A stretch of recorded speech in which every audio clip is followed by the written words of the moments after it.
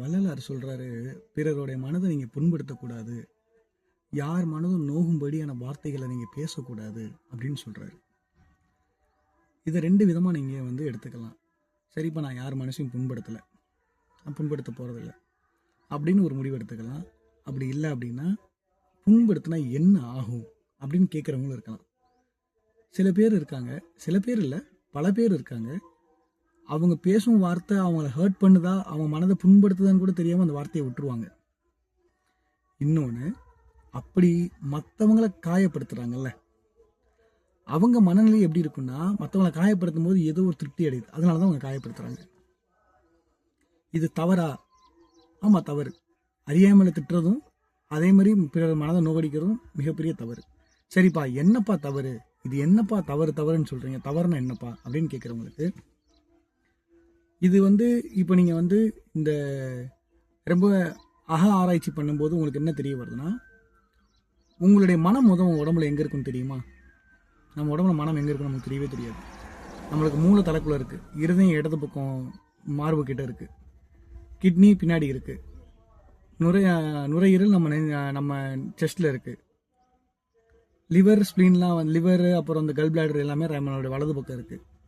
மனம் எங்கே இருக்குது? மனம் எங்கே இருக்குன்னு தெரிஞ்சவங்க பதில் சொல்லுங்கள், தெரியாதவங்க தேடி பாருங்க. ஏன்னா நான் மனம் பற்றி பேச வரலைங்க. ஆனால் அந்த மனசை ஏன் நோகடிக்கக்கூடாது அப்படின்றாங்கன்னா, உங்கள் மனம் நோகடிக்கும் போது, உங்கள் மனதை யாராவது ஒரு கடுமையான சொல்லி திட்டும்போது என்ன ஆகுது அப்படின்னா, அவங்க உடம்புல இருக்க பிராணவாயு இருக்குல்ல, பிராணவாயுனா என்ன, நீங்கள் ரொம்ப ஈஸியாக இருக்கிறதுக்கான உடம்புல சில விஷயங்கள் நடந்துக்கிட்டே இருக்கும், அந்த இடம் பாதிக்கப்பட்டுரும். இது எப்படிப்பா பாதிக்கும் அப்படின்வாங்க. நீங்கள் நல்லா நோட் பண்ணீங்களா, அதிகமாக கோவப்படுவாங்க. அவங்க பிபியை செக் பண்ணி பாருங்கள், அவங்க மூக்கு கிட்ட அவங்க மூச்சு கதை செக் பண்ணி பாருங்கள், சும்மா சோதிச்சு பாருங்கள், நேரம் கிடைக்கும்போது சோதிச்சு பாருங்கள். அது ரொம்ப அமைதியாக ரொம்ப பொறுமையாக பேசுகிறவங்களுடைய மூச்சு கத்தையும் பிபியும் செக் பண்ணி பாருங்கள். உங்களுக்கு புரியுதா? உங்களுடைய பிராணம் தான் உங்களை எல்லாத்தையும் சரிப்படுத்துது. அப்போ மனம் நோகடிக்கும்போது என்ன ஆகும்னா, உங்கள் பிராணனை அது கொஞ்சம் ஆல்ட்ரு பண்ணி விட்டுரும். ஆல்ட்ரு பண்ணி விட்டுறதுன்னு என்ன அர்த்தம்? தமிழில் பேச முயற்சி பண்ணுறேன், ஆனால் அதுக்கான வார்த்தைகளை தேடி பிடிக்க முடியல. ஆல்ட்ரு பண்ணுறது என்ன அர்த்தம்னா, சீராக போயிட்டு இருந்ததை சீர்குலைத்து விட்டுரும்.